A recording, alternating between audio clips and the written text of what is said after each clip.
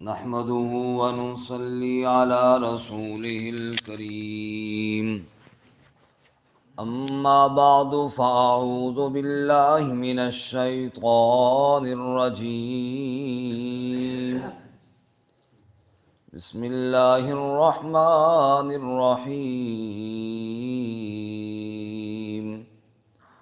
ولما توجه تلقاء مدين قال عسى ربي أن يهديني سواء السبيل. ولما ورد ماء مدين وجد عليه أمة من الناس يسقون ووجد من دونهم امرأتين تذودان قال ما خطبكما قالتا لا نسقي حتى يصدر الرعاء وأبونا شيخ كبير. فسقى لهما ثم تولى إلى الظل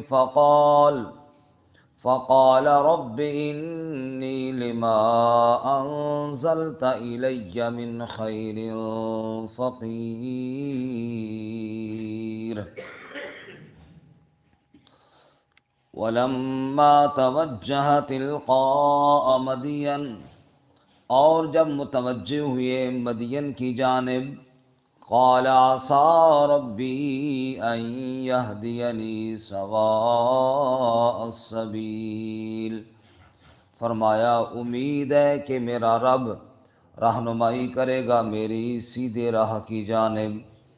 ولما ورد ماء مدین، اور جب پہنچے مدین کے کنویں پر، وجد علیہ امة من الناس یسقون، تو پایا اس پر لوگوں کی ایک جماعت کو جو پانی پلا رہے تھے۔ ووجد من دونہم امرأتین تذودان، اور پایا ان کے علاوہ دو عورتوں کو جو اپنے مویشی روک کر کھڑی تھیں۔ قال ما خطبکما، فرمایا تمہاری کیا حالت ہے؟ قالتا، انہوں نے کہا، لا نسقی حتی یصدر الرعاء، ہم پانی نہیں پلاتی یہاں تک کہ لوٹ جائیں چرواہے۔ وابونا شیخ کبیر، اور ہمارے والد صاحب بوڑھے ہیں، بڑے ہیں۔ فسقا لہما، پس پانی پلا دیا ان کے لیے۔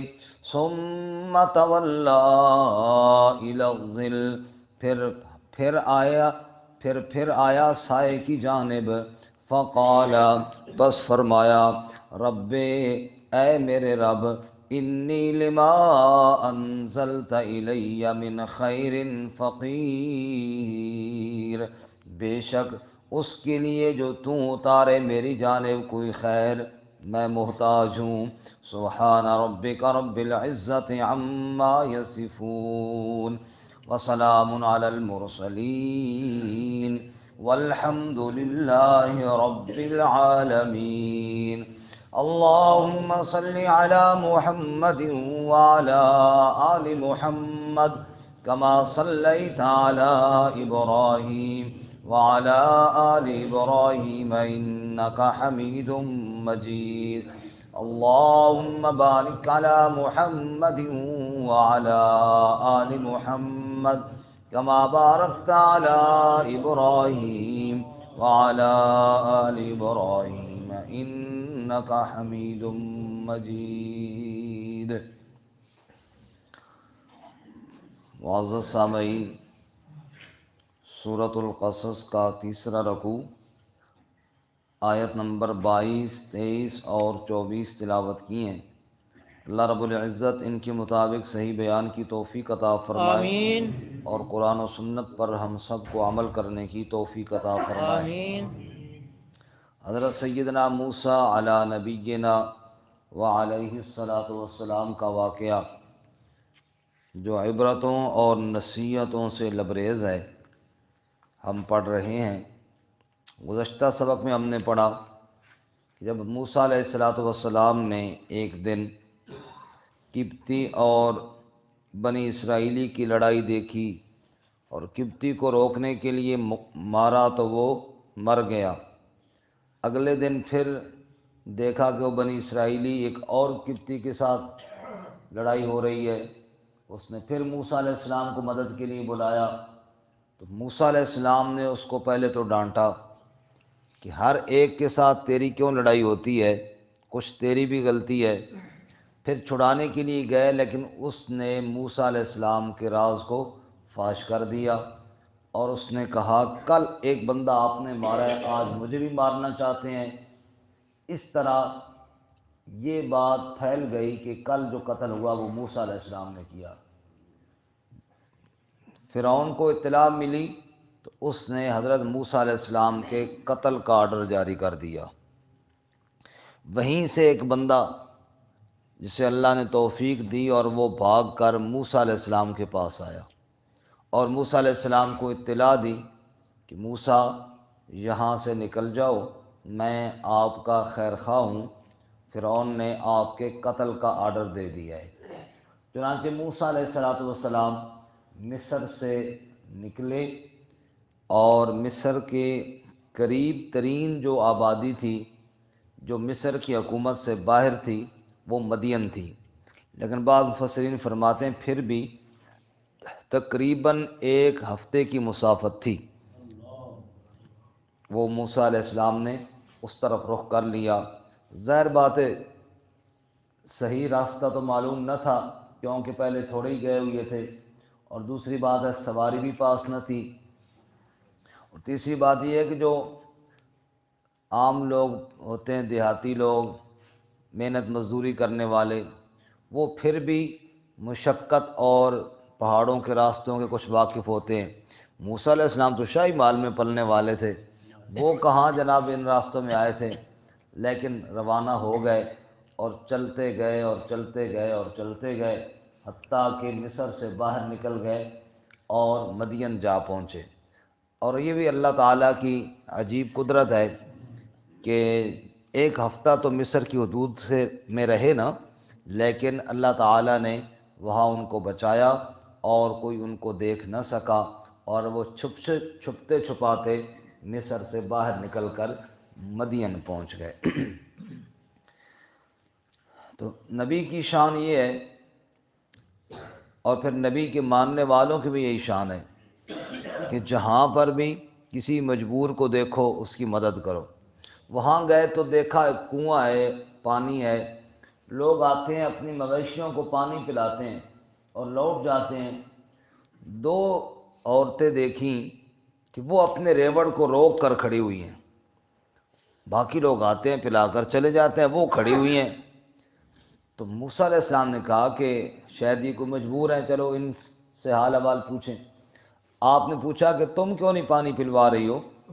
انہوں نے کہا جی ہمارے والد صاحب بوڑھے ضعیف ہیں، وہ آ نہیں سکتے، اور اس رش میں اور بھیڑ میں ہم تو جا نہیں سکتی، اس لیے ہم بکریاں روک کر رہتی ہیں، اور جب باقی سارے چروائے اپنے مویشیوں کو پانی پلا کر چلے جاتے ہیں تو جو بچا کچا پانی ہوتا ہے وہ ہم پلا لیتی ہیں۔ تو حضرت موسیٰ علیہ السلام نے ان کے لیے ڈول کھینچا اور ان کی بکریوں کو پانی پلایا۔ مفسرین کہتے ہیں بڑا وزنی ڈول تھا، کئی لوگ مل کر اس کو کھینچتے تھے، لیکن موسیٰ علیہ السلام نے اکیلا ہی کھینچ کر ان کو پانی پلا دیا، اور وہ تو چلی گئیں۔ اور موسیٰ علیہ السلام اجنبی علاقہ ہے، کوئی جان پہچان نہیں، مسلسل پورے ہفتے کا پیدل سفر بھی ہے، اور اس پیدل سفر میں نہ سواری ہے اور نہ کھانا ہے، درختوں کے پتے کھا کر گزارا کر رہے ہیں، جوتے پھٹ گئے ہیں، اجرمی علاقہ ہے، کوئی رہائش کوئی نہیں، کوئی ٹھکانہ کوئی نہیں، کوئی جان پہچان والا کوئی نہیں۔ پھر رب کی طرف فریاد کی اور اللہ تعالیٰ سے رزق بھی مانگا، ٹھکانہ بھی مانگا، تو اللہ نے سب کچھ عطا فرما دیا۔ فرمایا وَلَمَّا تَوَجَّهَ تِلْقَاءَ مَدْيَنَ، اور جب متوجہ ہوئے موسیٰ علیہ السلام مدین کی جانب، قال، تو فرمانے لگے، عسى ربی ان یہدینی سواء السبیل، مجھے اپنے رب پر امید ہے کہ میرا رب مجھے ضرور رہنمائی دے گا سیدھے راستے کی جانب۔ مدین کی طرف رخ تو کر لیا، لیکن چونکہ راستہ معلوم نہ تھا تو فرمایا راستہ اللہ ہی بتائے گا۔ یقین اور بھروسہ کس کی ذات پر رکھا؟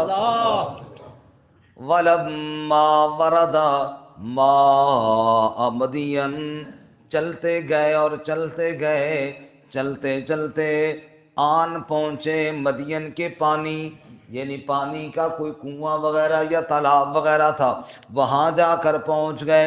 وَجَدَ عَلَيْهِ أُمَّةً مِّنَ النَّاسِ يَسْقُونَ، وہاں دیکھا لوگوں کی ایک جماعت ہے جو پانی پلا رہے ہیں، مویشی لاتے ہیں، ڈول کھینچتے ہیں، پانی پلاتے ہیں اور چلے جاتے ہیں۔ وَوَجَدَ مِن دُونِهِمْ، اور ان لوگوں کے علاوہ حضرت موسیٰ علیہ السلام نے دیکھا امرأتین تذودان، دو عورتیں ہیں اور ریوڑ کو روک کر کھڑی ہوئی ہیں، پانی کی جانب نہیں آنے دے رہی۔ قال، حضرت نے فرمایا ما خطبکما، تمہاری کیا حالت ہے، یعنی تم کیوں نہیں پانی پلوا رہی ہو جبکہ سارے لوگ پانی پلا کر جا رہے ہیں۔ اللہ کے نبی اور نبی کے ماننے والوں کی یہ شان ہے، جب کبھی بھی کہیں بھی کسی حاجت مند اور کسی مجبور کو دیکھتے ہیں فوراً مدد کے لیے تیار ہو جاتے ہیں، اور یہ جذبہ ہونا چاہیے۔ فرمایا مومن کی شان یہ ہے، گھر سے نکلے سلام کر کے، الوداعی سلام۔ حضور اقدس صلی اللہ علیہ وسلم نے فرمایا جیسے بندہ جائے تو سلام کرے، ایسے ہی الوداع ہوتے وقت بھی سلام کرے۔ سلام کر کے گھر سے نکلا، بسم اللہ توکلت علی اللہ، چل پڑا۔ راستے میں کوئی بندہ ملا اس کو بھی سلام کر رہا ہے، پتھر کانٹا راستے میں دیکھا تو ہٹا رہا ہے، کوئی حاجت مند دیکھا تو اس کے ساتھ امداد کر رہا ہے، دیکھا کوئی بوڑھا آدمی راستہ کراس نہیں کر سکتا، ہاتھ پکڑ کے اس کو راستہ کراس کرا دیا، کوئی سامان اٹھانے والا تھا وہ اٹھا نہیں پا رہا تھا، اس کے ساتھ ہاتھ رکھوا کے تعاون کر دیا، کوئی ضعیف آدمی سواری پہ نہیں بیٹھ سکتا تھا، پکڑ کے اس کو سواری پہ بٹھا دیا۔ یہ ہے مومن کی صفات، جہاں بھی کوئی حاجت مند دیکھا اس کے ساتھ تعاون کرتا گیا، یوں چلتا گیا، اپنے کام کاج بھی کرتا گیا۔ اتنے میں اذان ہوئی تو مسجد میں جا کر رب کے سامنے سجدہ ریز ہو گیا۔ یہ ہے مومن کی صفات، اللہ کو بھی نہیں بھولتا اور اللہ تعالیٰ کے بندوں کو بھی نہیں بھولتا۔ رسول اللہ صلی اللہ علیہ وسلم نے ارشاد فرمایا ہر انسان کے جسم میں اللہ تعالیٰ نے 360 جوڑ بنائے ہیں، اور اس کو چاہیے کہ روزانہ ہر جوڑ کے بدلے میں صدقہ کرے۔ صحابہ نے کہا یا رسول اللہ اتنے پیسے تو ہیں کوئی نہیں، اب 360 جوڑ ہیں، ایک جوڑ کے بدلے میں 1 روپے بھی بندہ صدقہ کرے تو 360 روپے تو بنتے ہیں نا جی، اتنے ہم کہاں سے لائیں؟ آپ صلی اللہ علیہ وسلم نے فرمایا 2 آدمیوں کے درمیان صلح کرانا یہ بھی صدقہ ہے، کسی کو پانی کا ڈول بھر کے دے دینا، اپنے ڈول میں سے اس کو ڈال دینا یہ بھی صدقہ ہے، کسی کو سامان پکڑا کر سواری پر دے دینا یہ بھی صدقہ ہے، ہاتھ پکڑ کر سواری پر بٹھا دینا یہ بھی صدقہ ہے۔ اور یہ ساری عبادتیں، یہ ساری عبادت کے کام ہے نا اللہ کی رضا کے لیے، چاہے پتھر ہٹائے، چاہے سلام کرے، چاہے کسی کے ساتھ کوئی تعاون کرے، ہاتھ پکڑ کر روڈ کراس کروا دے، یہ ساری چیزیں، یہ سارے اعمال ملا کر اگر اس کی 360 نیکیاں ہو گئیں تو آج اس نے اپنا جسم جہنم سے چھڑا لیا ہے۔ سبحان اللہ۔ یہ کام ہے کرنے والے مومن کی شان یہ ہونی چاہیے، جدھر جائے خیر خیر اور شر سے دور، دوسروں کو نفع پہنچانے والا، اچھے اخلاق والا، اچھے کردار والا، دوسروں کی خیرخواہی کرنے والا، دوسروں کی ہمدردی کرنے والا، یہ ہے مومن کی صفات، اللہ ہمیں نصیب فرمائے۔ آمین۔ بہرحال موسیٰ علیہ السلام نے دیکھا کہ 2 خواتین ہیں اور کھڑی ہوئی ہیں، قال ما خطبکما، حضرت نے فرمایا تم کیوں کھڑی ہو، تمہاری کیا حالت اور کیا مجبوری ہے؟ قالتا، وہ دونوں کہنے لگیں لا نسقی ہم پانی نہیں پلاتی حتیٰ یصدر الرعاء، جب تک کہ لوٹ نہ جائیں چرواہے، باقی چرواہے اپنی بکریوں کو جانوروں کو پانی پلا کر جب تک وہ لوٹ نہ جائیں تب تک ہم پانی نہیں پلوا سکتی. کیوں؟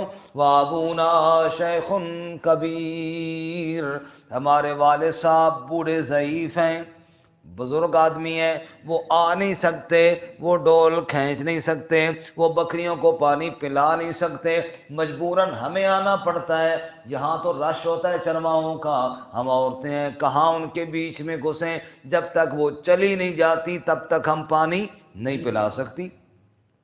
فَسَقَىٰ لَهُمَا، پس ان کے لیے پانی موسیٰ علیہ السلام نے پلوا دیا. موسیٰ علیہ السلام نے پانی پلا دیا. اب وہ تو بکریاں لے کر چلی گئی، اب موسیٰ علیہ السلام کیا کرے؟ ثُمَّ تَوَلَّىٰ إِلَى الظِّلِّ، پھر ہٹ کر آ گیا ایک سائے کی جانب، درخت کے سائے کے نیچے آ بیٹھے، اور پھر جب دیکھا کوئی جان پہچان والا نہیں تو پھر رب کو پکارا.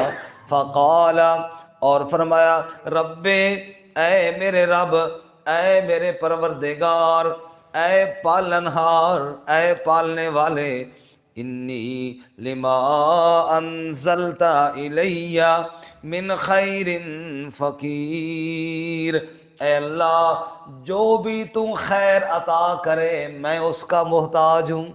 یہاں پر دیکھو کتنی خوبصورت دعا ہے، رب انی لما انزلت الی من خیر فقیر. یہ نہیں کہا کہ کھانا بھیج مجھے اس کی حاجت ہے، یہ نہیں کہا مکان یا اللہ دے مجھے اس کی حاجت ہے، من خیر، یا اللہ تو جو بھی خیر دے نا، چاہے وہ علم دے، چاہے وہ کھانا دے، چاہے وہ رہائش دے، جو بھی تیری طرف سے خیر مل جائے میں محتاج ہوں. میں کیا ہوں؟ اس میں سب کچھ اللہ سے مانگ لیا، اور یا اللہ تو جو کچھ دے میں محتاج ہوں. پھر رب نے ٹھکانہ بھی عطا فرمایا. لیکن جہاں پہ آپ یہ بھی دیکھیں کہ دعا سے پہلے رب کا لفظ بولا، اے میرے پالنے والے. رسول اللہ صلی اللہ علیہ وسلم فرماتے ہیں جب کوئی بندہ یہ کہتا ہے نا اللہم انت ربی، اے اللہ تو میرا رب ہے نا، میں تیرا بندہ ہوں، یہ جملہ اللہ کو بڑا پسند ہے. دعاؤں میں رب جب بندہ پکارا اے اللہ تو میرا رب ہے، تو میرا پالنے والا ہے. اور رب کا معنی ہم تو کر دیتے ہیں پالنے والا، کیونکہ ہمارے پاس الفاظ ہی ایسے ہیں، اتنے ہی ہیں. لیکن عربی میں ربوبیت صرف یہ معنی نہیں کرتے کہ پالنے والا، بلکہ ربوبیت کا معنی ہوتا ہے انشاء الشیء حالا فحالا الی حد تمام، کسی کی پرورش کرنا اس کی حاجت اور ضرورت کے مطابق، اور کرتے کرتے اسے کمال تک پہنچا دینا. اس کی مثال یوں سمجھیے، ماں کے پیٹ کے اندر ہے تو دودھ نہیں پی سکتا، وہاں پہ خون اس کو غذا کے طور پر دیا. باہر آ گیا روٹی نہیں کھا سکتا تو دودھ دیا، اور جب روٹی کھانے کے قابل ہوا تو پھر دودھ بھی دیا اور اناج بھی دیے، پھل فروٹ بھی دیے، اور سب کچھ عطا فرمایا. اس کو کہتے ہیں رب. جیسی حالت ہے ویسی خوراک مہیا کرنے والا. جو گھاس کھانے والے ہیں ان کو گوشت کھانے پر مجبور نہیں کرتا، جو گوشت کھانے والے ہیں ان کو گھاس کھانے پر مجبور نہیں کرتا. حالت کے مطابق، ضرورت کے مطابق، اس کی حاجت کے مطابق اس کو خوراک مہیا کرنے والے کو رب کہتے ہیں. رب انی لما انزلت الی من خیر فقیر، اے میرے رب تو میری حالت کو آج سے تو نہیں جانتا نا کہ میں جناب مصر سے چلا ہوں اور مدین پہنچ گیا ہوں اور اب میں مجبور ہوں. رب تو میرا رب ہے. جب میں ماں کے پیٹ کے اندر تھا، جب مجھے بولنا نہیں آتا تھا، تو اس وقت کی میری حالتوں کو جانتا ہے، تو اس وقت سے میرے مزاج کو سمجھتا ہے. یا اللہ جب میں ماں کے پیٹ سے باہر آیا تو اس وقت کہتے ہیں حکما کہ جب پہلے دن کا وہ دودھ ہوتا ہے اس میں چکناہٹ نہیں ہوتی، کیونکہ وہ چکناہٹ برداشت نہیں کر سکتا. اے اللہ تو رب ہے نا، تو جانتا ہے کہ کس وقت کون سی خوراک دینی ہے. اے اللہ اب مجھے بھوک لگی ہے، لما انزلت الی من خیر، اب جو خیر تو بہتر سمجھے تو دے فقیر، میں تو فقیر اور محتاج ہوں، مجھے تو حاجت ہے، اور دینے والی ذات یا اللہ تیری ہی ہے۔ کتنے ادب کے ساتھ اور کتنے خوبصورت انداز میں رب کو پکارا۔ اللہ تعالیٰ ہمیں بھی اپنے رب کو یوں ہی پکارنے کی توفیق آمین عطا ثم آمین۔ فرمائے۔ وآخر دعوانا